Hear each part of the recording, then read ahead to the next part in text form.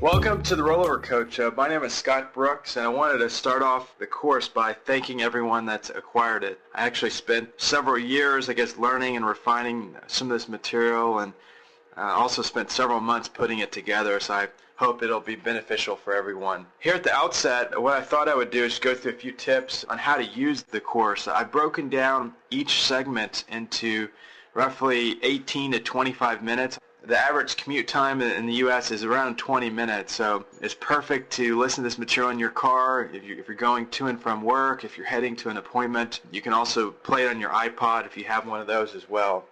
But let's get started. In this first segment here, I thought I would cover a few different topics. The first topic would be, why am I doing this? I had one of my buddies actually ask me about a month ago, said, Scott, you're busy with your existing practice.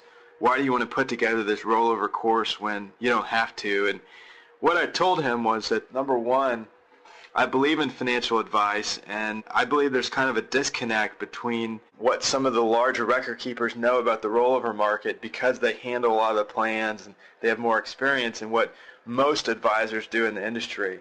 Also, the no-load record keepers have different values and they have a different culture, and the way they sell their services and their opinion of financial planners and advisors in the industry typically is much different. It's kind of like we both sit on different sides of the fence, and I believe in the advisor side. So I thought the material would help quite a bit bridge the gap in terms of the rollover knowledge out there. I've been in the industry about 9 years, and I don't believe any of the training programs in the industry really cover much detailed rollover information. I find it funny because when we get information about the rollover market from vendors like American Funds or some of the large mutual fund companies, insurance companies, or maybe from your back office, it's very, very general, very boring. They might talk about, oh, there's $2 trillion up for grabs, but no one really gives you much detailed advice on how to go after the business or what you really need to do to succeed once you run into someone that is a candidate for you. So I think that's where this material will come in. Also, when you look at your client base, we've always been told to segment our client base into different categories, A clients, B clients, and C clients. This material is really the best, I feel, what you'll learn by going through the course for your B or C clients or prospects that you have not done business with already. If you're an established advisor and you have a client base that's built up over time, and if you told them to cash out their 401K plan and go dig it in your backyard, they might follow your advice and throw it in their backyard for all you know. So this material is really more suited for either strangers or some of your clients that you have a smaller percentage of their assets. The next thing I thought I would do is just talk about my background so you have an idea where I came from and what I've done in the last 9 years in the industry. I started out right out of college working for Edward Jones. I actually was an investment rep with them for a little less than 2 years in California in a suburb of San Diego. So I worked in that environment. I also have spent about 2 years working in bank environments, bank broker-dealers, to where I worked in a bank and worked in that environment and sold different investment products. And last but not least, I worked for one of the institutional divisions of Fidelity Investments, where I specialized in the rollover market, and I did that for a little less than 5 years. I guess one of the rare birds in the industry because I've worked in different environments. I've worked in Edward Jones is more of a wirehouse. You're kind of on your own environment. I worked in a bank, but I've also seen the inner workings of the rollover world having worked at Fidelity. And that time, what I did at Fidelity was I worked in a group there, and we actually made proactive outbound calls to people that were retiring and changing jobs, and I really worked with the Fortune 500, Fortune 1000 type of companies. And I had the experience of working with, I think it was around 4,000 different people, and I touched probably almost $1 billion actually in assets among all the people that I worked with. Why don't we switch gears here? And the next segment I wanted to discuss was just the different types of clients that we're going to run into when we're out prospecting the rollover space. Now, I feel there's a few different types of people you're going to meet. If you meet someone and they're thinking about retiring, you're going to find one camp, one type of person who's already predetermined. They've already made up their mind what they're going to do. Now, this might be one of your clients you've worked with for 15 years, and they've already decided they're going to move their money to you when they retire. They trust you, they like working with you, etc. They might not like their company, they might not like their plan, they might hate the record keeper, they might not like the investment options. For whatever reason, they've already made up their mind to leave the 401K plan. That's one category. The next category, let's call him Mr. Undecided. This person has absolutely no idea what they're going to do. They've left their job, and most people are going to fit in this category.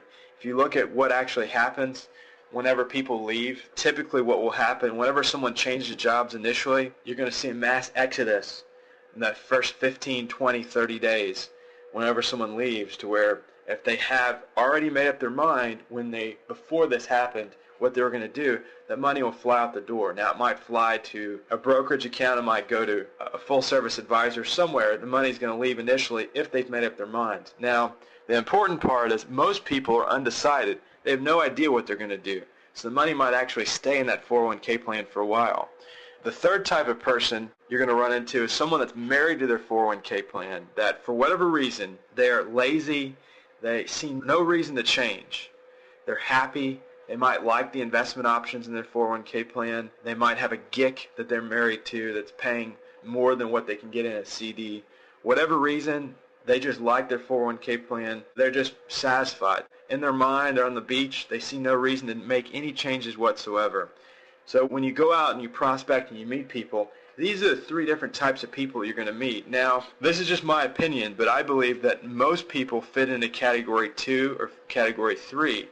A majority, so let's say 60-70% of the people are either undecided or they want to stay in their 401k plan for a little while. What we're going to do through the course, I'm going to give you reasons why someone should leave their 401k plan. We're going to go through and brainstorm different concrete reasons why not only you need to talk about undo how they're investing and what their 401k plan offers, but also how they're doing. Just something to keep in mind in terms of the different types of people you run into. I thought it'd be beneficial just kind of go through that. I believe there are two sales that must be made typically whenever you run into someone. This is more of a consultative type of approach, but I think it works out really well. Again, it's not for everyone. All the material in the course that I'm covering, you can tweak it to your own style. Again, my job is really to give you good ideas and information you can tailor towards your own practice. The first type of sale, though, I think that should be made is why someone should leave their 401k plan. The second sale is why they should trust you with their money.